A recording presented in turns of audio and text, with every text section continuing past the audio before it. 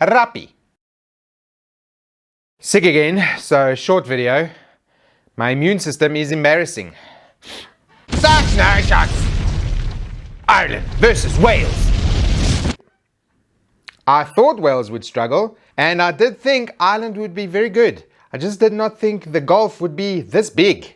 Ooh. Watching Ireland play rugby is a joy. Their attack keeps the first 5 or 10 phases in a narrow part of the field. This leads to easy cleanouts and very quick ruck ball. Also, their passing game at first is very short. They like to go against the grain with those first 5 or 10 phases, and only then do they go out wide. When they do go out wide, the first 2 passes are always to someone running out the back. This leads to easier, shorter passes under less pressure. This means fewer knock-ons and less turnovers. Ireland had 60% of possession on Saturday, but they still knocked on less than Wales. Only their last 2 passes will be to a wide centre or wing. It's such a cool system. Wales. They are an injured mess right now, and they were hanging on by threads to the Irish speed. Their attack was also not causing any problems, with pretty easily read pods and runners behind them. They just got picked off. They will almost certainly be harder to beat after this game. They have too much pride to let this happen again. But I think they will have to go into a bit of a spoiling mode. Their games are just gonna be uglier, under an open roof for COVID reasons. And my prediction that the Irish are favourites seems pretty spot on right now. Everyone can ride my coattails now. Come, get on. Scotland versus England.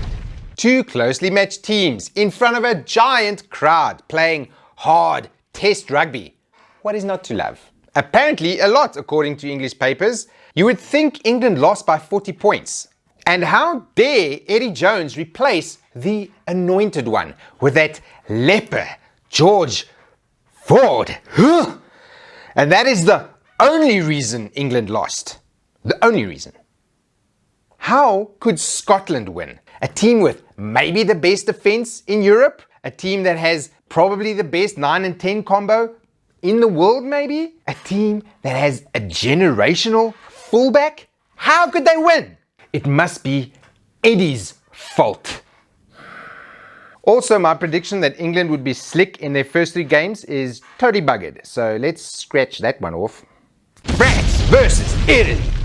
This game went about exactly as I predicted it would. Italy defending manfully in the first half, and France kind of struggling to get going. Eventually in the second half, Italy broke down and France put up a big score, but they did not look that deadly. And then some pundits started calling France kind of overrated, as I predicted.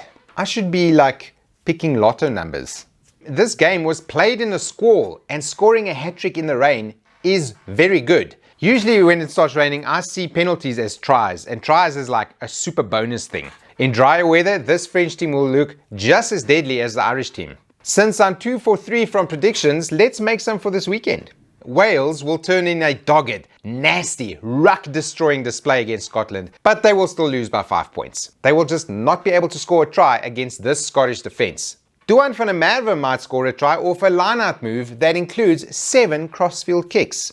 You heard it here first. France versus Ireland is predicted to be in dry weather. This is a proper blockbuster game that's very hard to predict. France in Paris is no joke, but I give it to Ireland by 3 points because their midfield is chock full of options and that pack is just so good. England will put 40 past Italy, again mostly in the second half and again after Italy score first, which will make people super angry at Eddie for some reason. And that's the short update for this week, because I need to get better. I will see you all next week when some other disease ruins my weekend. Bye.